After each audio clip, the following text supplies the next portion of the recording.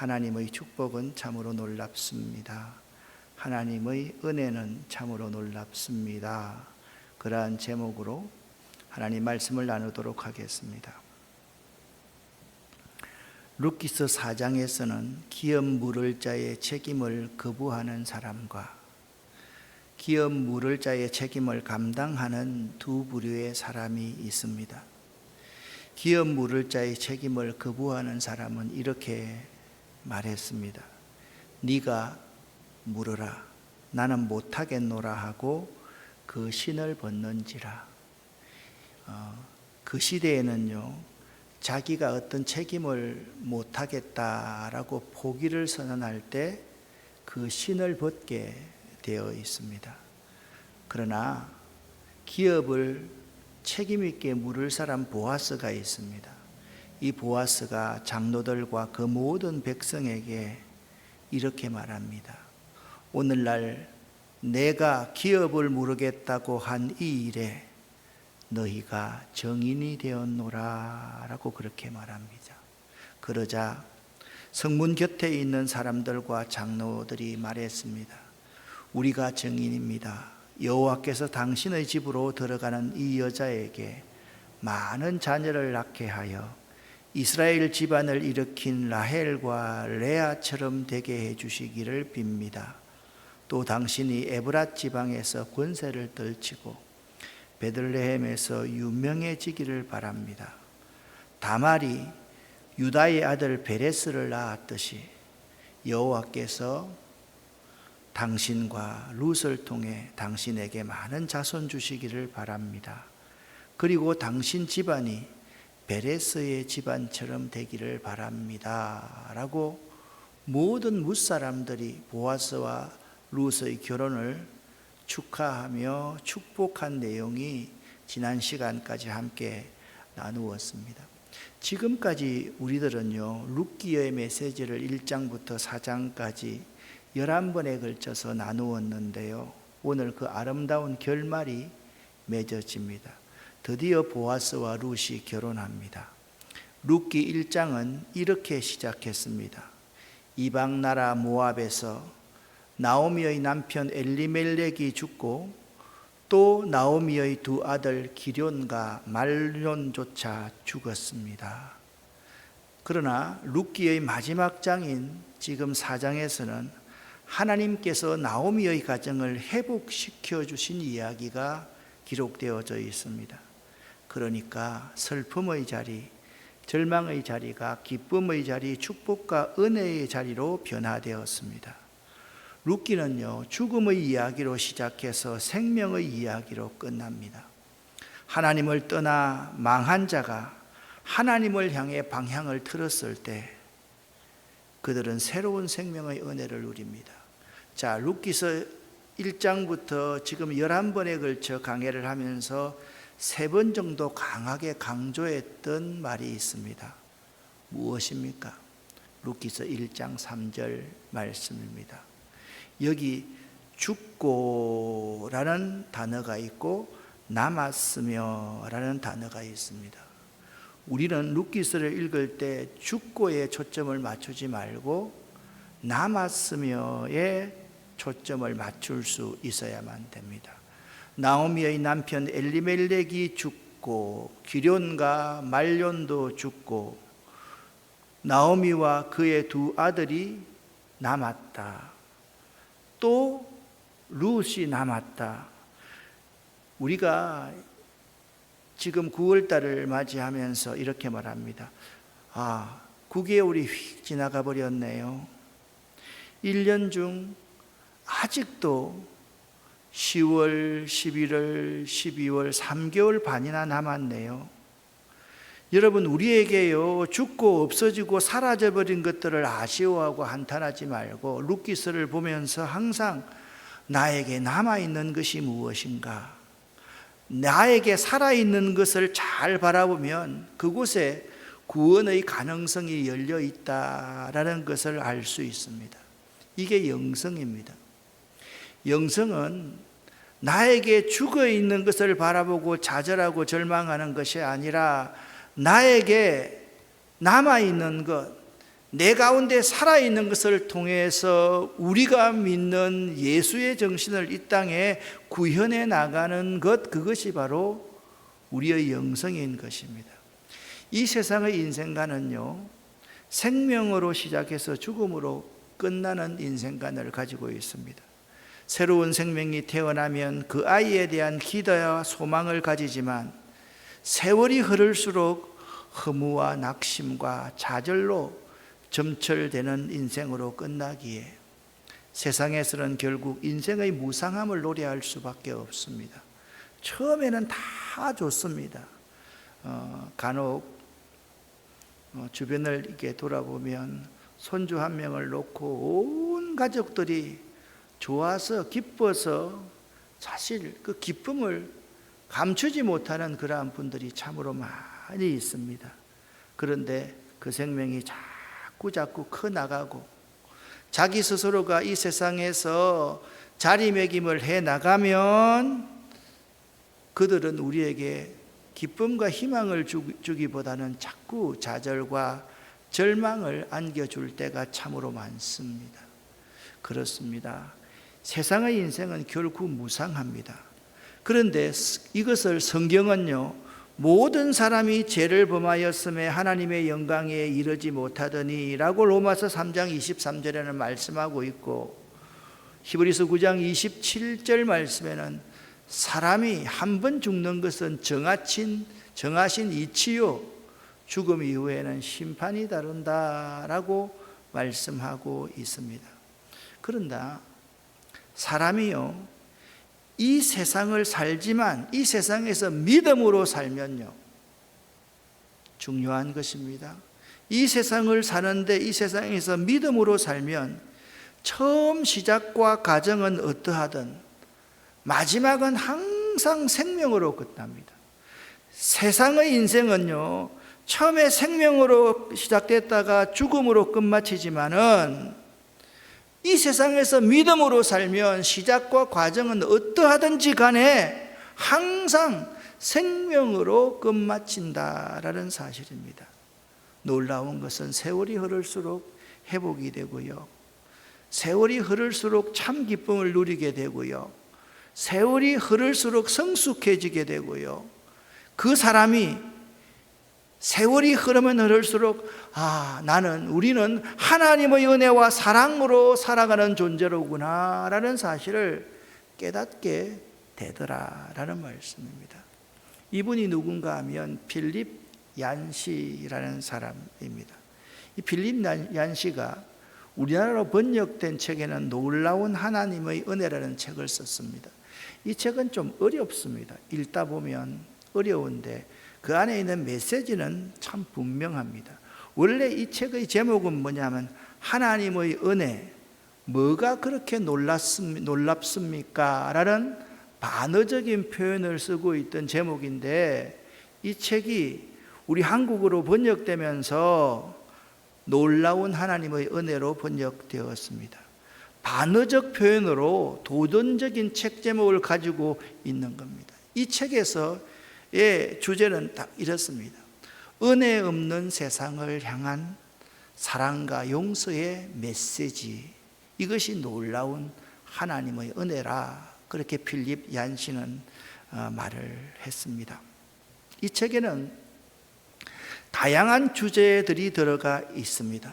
여러분, 혹시나 이런 설교를 하면 여러분들이 저를 오해할까 봐 이 내용을 인용하기 전에 저는 지금 언급하는 이러한 좋지 않는 성향들을 옹호하거나 그것을 지지하는 그러한 사람은 결코 아닙니다.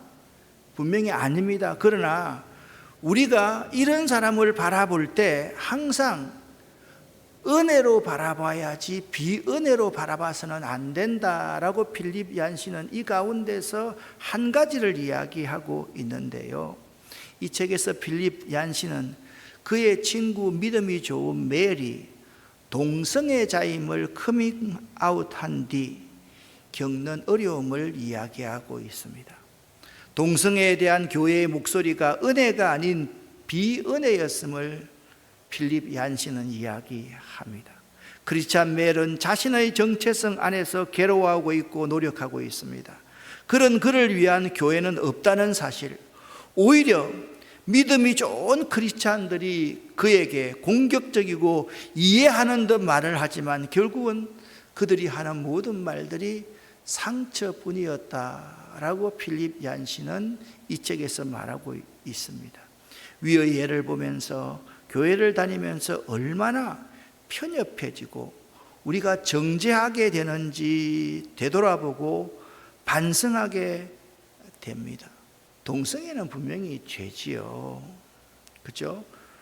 내가 동성애 그 자체를 지지할 수는 없지요. 그런데 죄는 미워하되 사람까지 미워하면 안 된다라고 누구나 다 알고 있지만 우리들은 동성애 죄를 통하여서 사람까지 미워하고 있다라는 사실을 우리가 간과하고 있다라는 점입니다. 이 많은 책의 내용 중에서 한 부분의 예를 제가 들었는데요, 사실상 우리는 있잖아요, 모든 이 세상을 우리는 하나님 앞에 거룩하고 신실하게 살아야 되지만 우리가 사람들을 바라볼 때, 죄인들을 바라볼 때 한없이 너그러운 관점으로, 하나님의 은혜의 관점으로 그들을 바라보고 그들을 이해하고 그들을 안아줄 수 있어야만 되는데 그렇지 않습니다. 내가 가지고 있는 조그마한 그 지식, 그것 가지고 상대방을 정죄하고 난도질하고 그들 스스로를 더욱더 좌절하고 절망에 빠뜨리는 것이 우리들의 모습이다라는 점입니다. 놀라운 하나님의 은혜의 관점에서 룻기를 읽어갈 수 있어야 됩니다.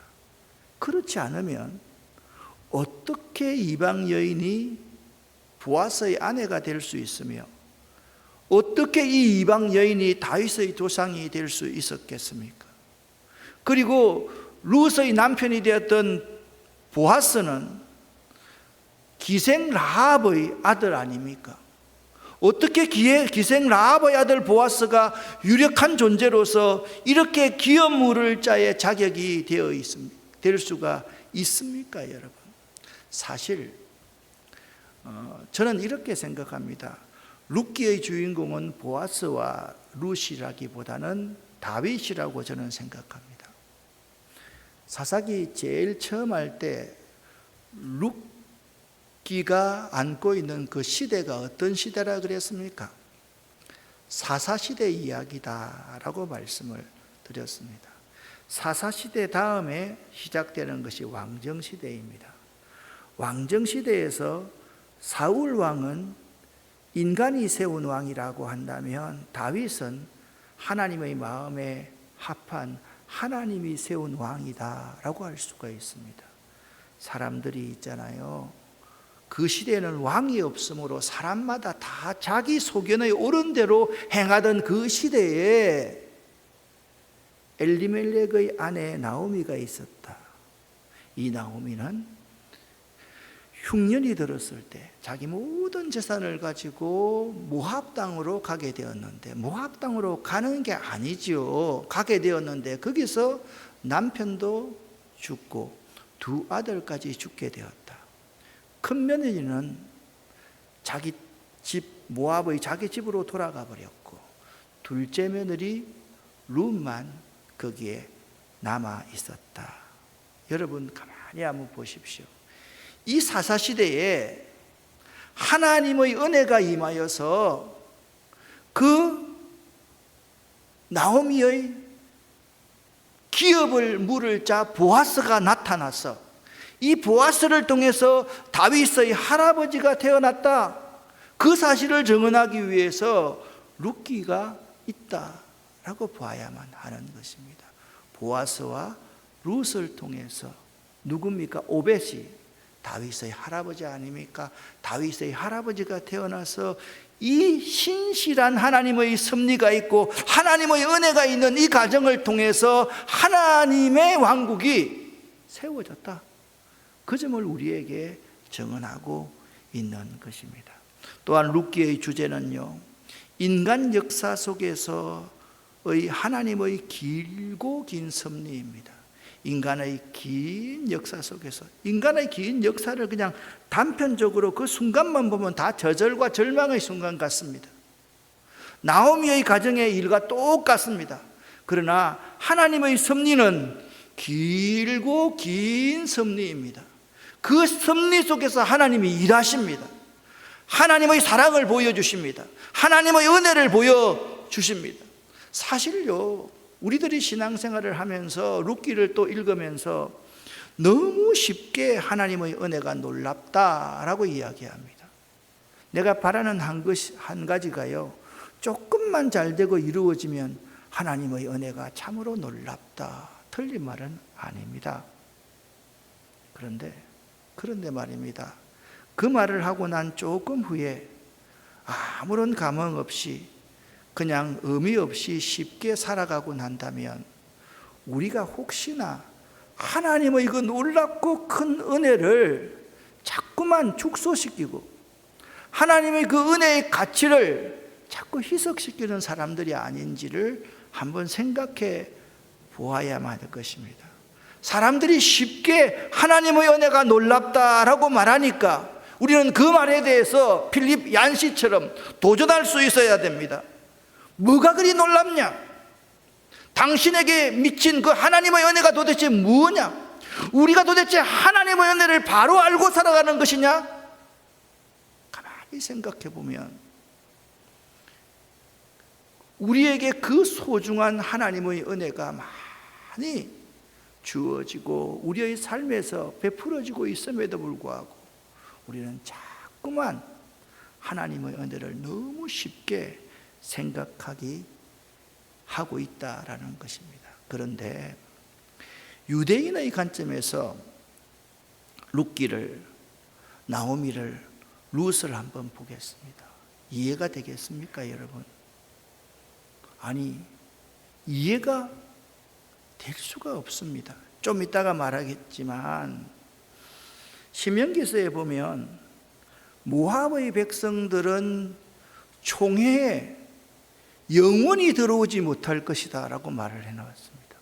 그게 율법의 말씀입니다. 모압 사람들은요, 총회에 들어오지를 못하는 거예요. 근데 모압의 남자들도 들어오지 못하는데 모압의 여인이 하나님의 구속사의 그 중심에 들어온다, 그게 가능한 일이겠습니까? 어떻게 비천한 여인, 그것도 이방 모압 여인이 하나님의 구원의 섭리의 동력자가 될 수 있을까요? 그렇기 때문에 우리는 있잖아요, 하나님의 관점, 은혜의 관점으로 세상과 사람들을 바라보며 내게 일어나는 일들을 바라보는 자가 되어야만 합니다. 할렐루야. 이런 사람이 믿음의 사람입니다. 어떤 사람이 믿음의 사람이라고요? 하나님의 관점으로 나에게 일어나는 일들, 사람들을, 세상을 바라보는 사람들이 믿음의 사람이고, 은혜의 관점으로 이 세상과 사람과 나에게 일어나는 일들을 바라보는 사람, 그러한 사람이 믿음의 공동체가 될 수 있는 겁니다. 그런데 이상하게 교회 내에 하나님의 관점, 은혜의 관점이 사라져갑니다.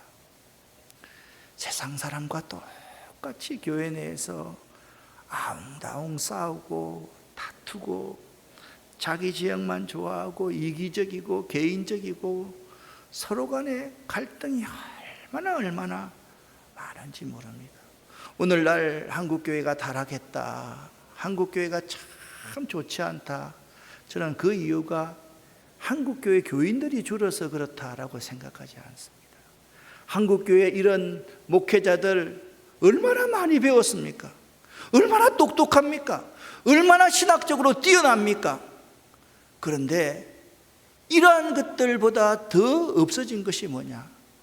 하나님의 관점, 은혜의 관점이 이 교회와 교회 공동체와 우리 속에 사라져버렸다.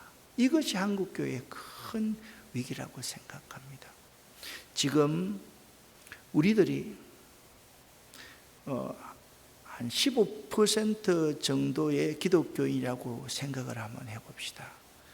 15% 정도의 교회 나오는 사람이 없어서 위기가 아니라 이 가운데 이 15%의 그리스도인과 하나님의 교회 가운데 정말 우리가 하나님의 눈으로 이 세상과 사람들과 일어나는 사건들을 바라보느냐, 은혜의 관점으로 이 세상을 그리고 사람들을, 일어나는 사건들을 바라보느냐, 그것이 우리의 큰 문제이다라는 생각을 하게 되기 때문에 여러분 어떻습니까? 우리의 관점이 은혜의 관점으로 바라봅니까? 그래서 룻기는 계속적으로 우리에게 말합니다. 은혜의 관점으로 바라보아라. 그러면요, 이해되지 않을 것이 없습니다. 자, 어떻게 모압의 그 여인이 하나님의 계보에 들어올 수 있습니까?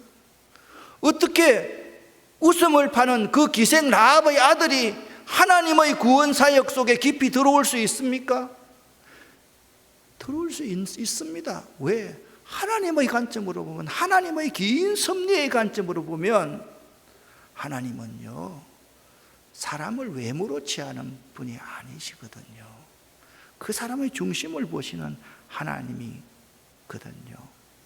여러분 가만히 한번 생각을 해보십시오. 이 사사시대의 룻기는요, 그 사랑이 없는 그 시대에 아름다운 사랑의 이야기를 우리에게 해주고 있는 것입니다. 그 사랑이, 나오미와 룻의 그 사랑이, 보아스가 룻을 사랑하는 그 사랑이 절망을 이기는, 세상적인 관점을 이기는 사랑인 것이죠. 그것이 이 세상을 이기는 믿음인 것이죠. 여러분, 그래서 룻기는요, 사사시대의 어두운 장면을 무색하게 하는 참 믿음과 경건을 소유한 남은 자들, 그 밝은 삶들을 우리에게 소개하고 있는 책이 룻기라는 것입니다. 이 세상에 아무리 사사시대처럼 자기 소견에 옳은 대로 살아가는 시대라 할지라도, 여기 있는 우리 아름다운 교회에 있는 여러분 한 사람 한 사람들만이라도 은혜의 관점으로 이 세상을 바라볼 수 있고 이 세상을 살아가고, 정말 아까 우리가 도무지 용납할 수 없다고 생각하는 그 죄는 우리가 미워하고 싫어하지만, 그 용납할 수 없는 그 죄를 지은 사람이 하나님의 구원의 그 줄기 속에 들어올 수 있도록 하는 것, 그것은 우리가 반드시 해야 될 거 아닙니까? 그런데 우리가 이런 것을 못하고 있다고 한다면 하나님의 마음을 우리가 담아내면서 살아가는 사람이 아니기 때문에 그렇습니다. 자, 오늘의 본문 말씀 13절, 14절, 15절을 쉬운 성경으로 같이 한번 읽어보겠습니다.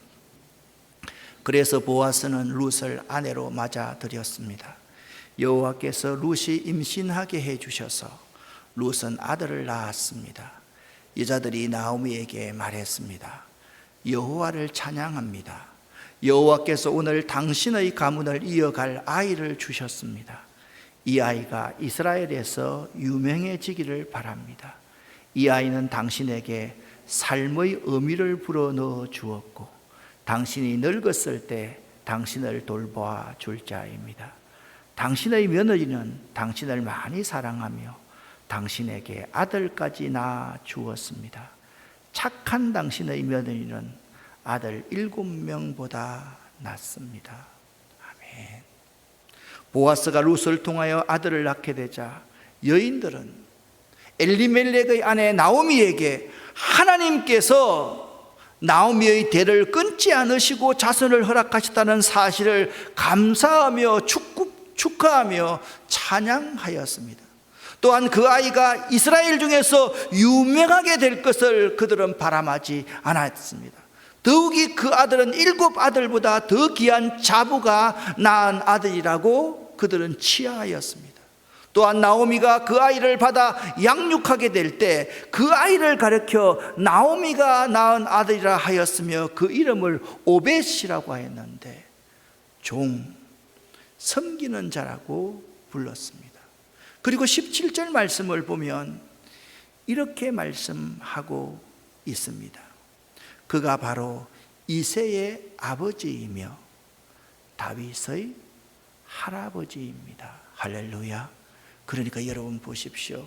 보아스와 룻을 통해서 죽은 엘리멜렉과 살아있는 나오미를 통해서 그 가정에 보아스가 양자처럼 들어오게 되어서 기업 물을 자가 되어서 낳은 오벳이 바로 이새의 아버지며 다윗의 할아버지다 라고 말씀하고 있는 겁니다. 이래서 룻기서의 주인공은 다윗이라 말할 수 있는 것입니다.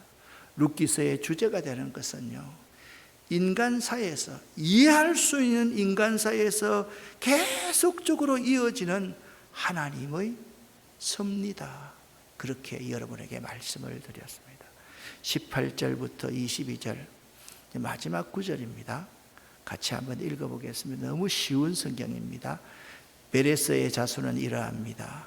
베레스는 헤스론을 낳았고 헤스론은 라암을 낳았으며 라암은 암미나답을 낳았습니다. 암미나답은 나손을 낳았고 나손은 살몬을 낳았습니다. 살몬은 보아스를 낳았고 보아스는 룻을 통하여 오벳을 낳았습니다. 오벳은 이새를 낳았고 이새는 다윗을 낳았습니다. 아멘. 그리고 여기서 가만히 보면 그 여리고성에 들어갔던 두 정탐꾼 중에 한 사람이 누구였다고요? 살몬이었음을 알 수가 있습니다. 살몬은 보아스를 낳았고, 여기 룻이 나와 있지 않지 않습니까? 보아스는 오벳을 낳았습니다. 보아스가 오벳을 낳았다고 말할 수 있는 것은 왜 그렇습니까, 여러분? 엘리멜렉이 죽었습니다. 기럝과 말론이 죽었습니다. 지금 누가 아기를 낳아야 됩니까? 나오미가 아기를 낳아야 됩니다. 그렇죠? 나오미가 지금 아기를 낳을 수 있는 나이입니까? 낳을 수 없는 나이입니까? 낳을 수 없는 나이입니다. 그렇기 때문에 둘째 며느리 룻을 통해서 낳은 아이가 누구의 아이입니까? 나오미의 아이가 되는 겁니다. 그래서 엘리멜렉 가문에 보아스를 통해서 오벳을 낳았고 오벳은 이새를 낳았고 이새는 다윗을 낳았다라고 말씀하고 있는 것입니다. 여러분, 미천한 이방 여인이 하나님의 은총으로 인하여서 다윗과 예수 그리스도의 조상이 되었다는 사실을 여기서 강조하고 있는 것입니다. 여러분, 세상이요, 죄가 많으면요, 죄가 많을수록 그 속에 은혜가 많습니다. 지금 사사시대 아닙니까?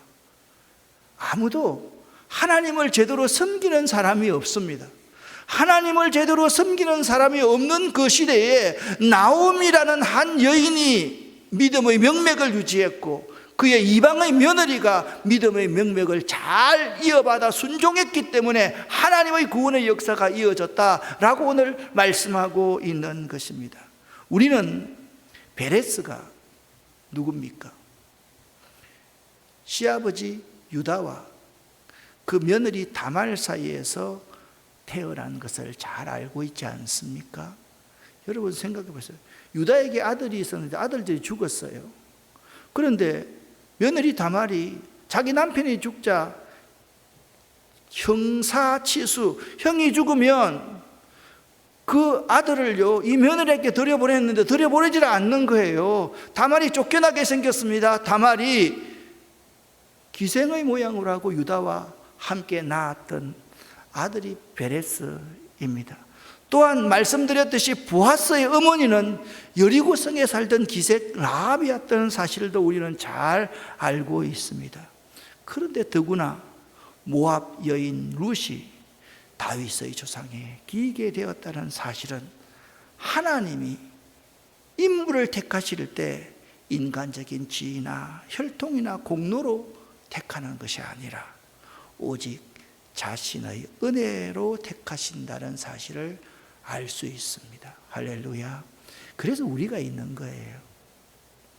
하나님이 우리를 택하실 때 인간적인 지위나 많이 배운 거나 잘난 거나 혈통이나 공로로 우리를 택하셨다고 하면 여러분과 제가 이 자리에 있을 수 있겠습니까?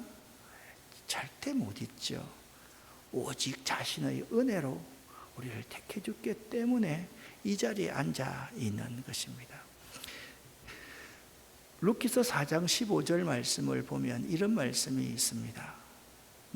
이 아이가 내 생명의 회복자다라고 그렇게 말씀하고 있습니다. 보아스와 루색에서 태어날 아기가 나오미 생명을 새롭게 하는 자. 마치 나오미는 지금까지 지금 어떤 사람입니까? 살아있으나 사실 죽은 자가 나오미 아닙니까? 여러분 바꿔놓고 한번 생각해 보세요. 여러분 남편이 죽었습니다. 여러분 두 아들도 죽었습니다. 재산 다 날아가 버렸습니다. 그렇게 유력한 집안이었던 그 집안이 몰락해서 지금 마을에 와 있으니까 사람들은 나오미를 보고 이렇게 말합니다. 남편 잡아먹은 년이라고, 자식들 잡아먹은 년이라고, 철없게 비천한 이방 계집과 함께 살고 있는 여자라고. 사실상 인간적으로 보면 마치 죽은 것과 방불했던 나오미의 가정, 엘리멜렉의 가문이 룻이 낳은 그 아이 오벳으로 인해서 생기를 되찾게 된 것이라는 표현이 그 아이가 내 생명의 회복자다, 그렇게 표현하고 있는 것입니다. 결국 죄와 허물로 가득 찬 죄인이었던 우리가 구원받게 된 사실도 오로지 하나님의 은혜로 말미암아 되어졌다는 사실을 우리는 룻기서를 통해서 배워야만 할 것입니다. 자, 이 룻기서를 읽으면서 처음부터 끝까지 하면서 몇 가지의 교훈을 한번 정리를 해 보겠습니다. 우리는 룻기를 읽어 나가면서 하나님의 은혜의 크기에 대해서 다시 한번 생각하게 됩니다. 하나님의 은혜의 크기는요, 우리가 생각하는 정도의 크기가 아닙니다, 여러분. 하나님의 은혜의 크기는 우리의 머리로 측량할 수 없는 하나님의 은혜의 크기임을 여러분 꼭 믿으시기를 예수 이름으로 간절히 축원합니다. 그러기에 여러분, 모든 것이 하나님의 은혜입니다, 이런 말을요 좀 조심해서 할 수 있어야만 되겠고, 하나님의 은혜 가운데 제가 있습니다 라고 할 때 정말 진중하게 그 한마디를 우리가 할 수 있어야만 될 것입니다. 여러분, 이거 없다가 다시 찾는 것이 은혜라고만 생각하지 마십시오. 정말 깊은 은혜는 죽었던, 나오미처럼 죽었던 내가 내 생명의 회복자를 통해서 다시 살아나는 기쁨이 있을 때, 그럴 때 하나님의 은혜라고 말할 수가 있는 것입니다. 두 번째입니다. 우리 인간은 원대한 하나님의 계획을 현재 이 순간에는 전혀 알 수 없습니다. 이럴 때 우리는 다만 믿음으로 기다릴 수 있어야만 합니다.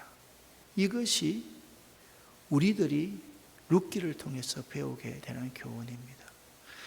여러분, 나오미를 한번 생각해 보십시오. 나오미가 살아있으나 죽은 생명이었다, 그 말씀을 드렸는데, 제가 바꾸어 놓고 한번 생각을 해보면 얼마나 힘들었을까요? 아내가 죽었습니다. 자식들이 다 죽었습니다. 나 혼자 남아있다고 생각해 보세요. 저는 며칠 전에 이제 내 방에는 조그마한 세탁기가 있어가지고 옷을 이렇게 좀 땀이 많이 이제 흐를 수 있어서 옷을 빱니다. 옷을 빨아가지고 말리는데 널어놓고 나서 그 옷을 개키는 게 왜 이리 어려운지 모르겠어요. 그래서 어떨 때는요, 그 옷을 내가지고요, 그냥 책상 위에 그냥 놔둘 때가 있습니다. 그걸요, 개놓은 걸 보면 참 쉬운데, 그걸 내가 다 개켜가지고 이렇게 하는 게 참 어려워요. 그래서 어느 날 아들이 나한테 묻습니다. 아빠, 군에 안 갔다 왔어요? 군에 갔다 왔지. 아빠 헌병대 갔다 왔잖아요. 헌병대 갔다 왔지. 헌병대 각 잡고 옷 개고 아니 구두 닦고 이거 너무 잘하잖아요. 그때 너무 많이 했지. 그래 지겨워서 내가 잘 못한다, 그런 말을 했는데 참 그렇습니다. 우리가 인생을 살아나가면서 있잖아요, 현재 우리의 모습을 보면요, 알 수 있는 게 하나도 없습니다. 알 수 있는 게 없어요. 그러나 우리가 할 수 있는 것 한 가지, 하나님은 우리에게 은혜를 주셨고 믿음을 주셨다는 것은 다른 거 아닙니다. 인내로서 믿음을 가지고 기다리기만 하면 나오미의 인생이 오벳을 통해서 다 보상을 받게 될 수 있다라는 점 알아야 돼요. 얼마나 힘들었겠어요. 그런데 우리가 할 수 있는 일은 믿음으로 기다릴 뿐이다라는 사실, 이 사실을 여러분들이 좀 깊이 생각했으면 좋겠습니다. 세 번째입니다. 우리들이 다만 믿음으로 잘 기다리면 하나님은 반드시 말입니다, 반드시 그 슬픔이 변하여 기쁨과 찬송이 되게 하시는 분입니다. 할렐루야. 참 중요한 겁니다. 반드시 하나님은 그 기쁨을, 그 슬픔을 변하여서 기쁨과 찬송이 되게 하신다. 루키스를 마무리하면서 이런 그림을, 제가 좀 그림을 그릴 수 있으면 참 좋겠다라는 생각을 했습니다. 그 오벳을 안고 있는 그 나오미의 모습 있잖아요. 그 손주를 안고 있는 나오미의 얼굴을 한번 상상해 보면 그냥 그 웃음, 그 기쁨, 그 회복의 즐거움, 감사와 그 은혜, 그 모든 것이 넘치는 얼굴 아니었겠습니까, 여러분? 사랑하는 여러분, 룻기서에 담긴 하나님의 구원 계획을 잠깐 말씀드리면서 룻기서 강해를 1장부터 4장까지 11번의 강해를 오늘로서 마치려고 합니다. 첫째, 보아스를 통해 고엘의 법을 충실히 이행하는 것을 통하여 하나님의 법을 충실히 이행하시는 하나님의 아들 예수 그리스도의 모습을 봅니다. 모든 대가를 치러서 나오미의 모든 것을 회복시키려고 자기를 희생하는, 내가 기업을 모르겠노라, 나는 못하겠다, 그리고 신발을 벗어 던지고 도망가 버리는 그 사람보다 보아스는 자기 모든 재산, 지금 보세요, 오벳이 장성하면요, 보아스의 모든 재산이 오벳의 재산이 되는 겁니다. 그럼에도 불구하고 보아스는 우리 예수 그리스도처럼 그렇게 우리를 위해서 희생하신 분의 모습을 우리는 배울 수가 있는 것입니다. 두 번째, 또한 우리는 룻기의 족보를 통해서 하나님의 구원 계획은 하나님의 의도하심으로 진행된다는 것을 봅니다. 예수님께서 제자들을 선택하실 때 그 조건이 무엇인지 아십니까? 자기의 원대로 제자들을 선택하셨습니다. 하나님의 구원 계획도 하나님의 의도하심으로 진행됩니다. 유대인들이 생각할 때 꼭 유대인 가문의 어떤 여성을 통해서 하나님 구원 계획을 진행시키는 것이 아니라 하나님이 이방 가운데서도 정말 신실하고 믿음이 있고 순종하는 그 룻을 통해서 하나님의 구원 계획을 진행시킨다라는 사실입니다. 세 번째, 하나님의 사랑이 얼마나 큰지 하면요, 신명기 23장 3절 4절에 의하면 모압 족속은 영원히 총회에 들어올 수 없다라는 율법이 있었습니다. 그런데 하나님은요, 어떤 사람이라도 그 순종하는 믿음만 있으면 그러한 하나님의 율법을 초월해서 그 사람을 통해서 일하시는 분이 하나님이십니다. 이 얼마나, 유대인들은 이걸 뛰어넘지 못합니다. 아니, 모압 백성이 어떻게 총회에 들어올 수 있느냐, 그 율법만 가지고 해석하지만 하나님은 그 법을 뛰어넘어서 은혜의 법으로 우리들을 덮어주시는 분이시다라는 사실입니다. 네 번째입니다. 하나님의 사랑과 구원은 보편적이며 차별이 없습니다. 그래서 누구든지 그 어느 누구든지 예수 안에서 구원이 열려 있게 된다. 그렇게 이해할 수 있으면 되겠습니다. 그 중에 모압 여인이 끼어 있는 것이 많습니다. 다섯 번째입니다. 여기 왕이 없으므로 자기 소견에 옳은 대로 행하는 사사시레라 할지라도 믿음으로 순종하는 순수한 믿음의 혈통을 이어가는 자는 반드시 있다라는 겁니다. 구약 시대에 바알에게 무릎 꿇지 않는 사람들이 있었듯이 그 사사 시대에도 믿음의 혈통을 유지하는 사람들이 있었다. 여러분과 제가 그런 사람이 되어야 될 겁니다. 마지막입니다. 가장 중요한 표현이라고 생각하는데 룻기서를 마치면서 여러분이 꼭 기억해야 될 한 단어가 헤세드라는 단어입니다. 룻기 신학의 주제는 헤세드입니다. 헤세드는 하나님 나라 통치의 이념입니다. 자비, 선대, 은혜, 인애라는 뜻으로 룻기서에는 번역이 되어 있는데요. 헤세드는 하나님의 신실하신 보호, 나와의 따뜻한 교제를 의미하는 단어입니다. 하나님은 지금도 하나님의 헤세드, 은혜와 사랑으로서 여러분과 교제하기를 원하신다. 꼭 여러분 기억할 수 있기를 예수 이름으로 간절히 축원합니다.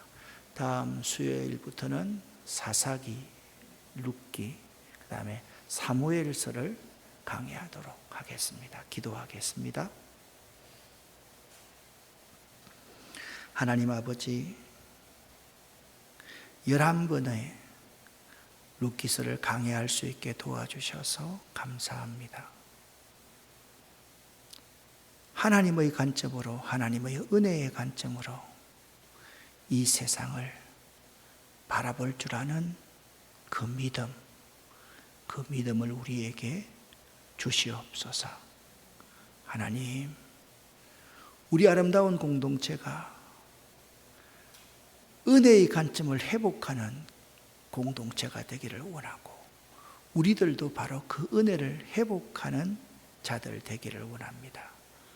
하나님, 우리와 함께하여 주시옵소서. 예수 그리스도 이름으로 축복하옵고 간절히 기도 올립니다. 아멘. 주여 믿습니다. 3번 고백합니다. 주여 믿습니다. 주여 믿습니다. 주여 믿습니다.